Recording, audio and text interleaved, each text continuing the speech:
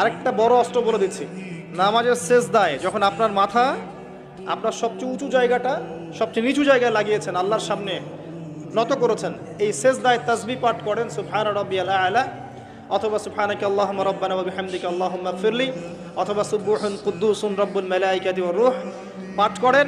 করার পর দোয়া করেন। সেজদায় যে দোয়াই করবেন ইনশাআল্লাহ কবুল হয়ে যাবে। সেজদায় যে দোয়াই করবেন ইনশাআল্লাহ কবুল হয়ে যাবে। বলেন সুবহানাল্লাহ।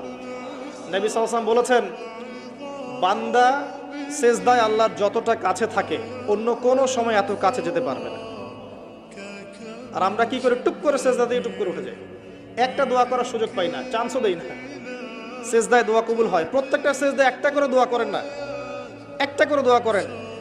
আরবিতে দোয়া করতে পারলে সবচেয়ে ভালো, যেগুলো কোরআন এবং সুন্নাহ থেকে সাব্যস্ত।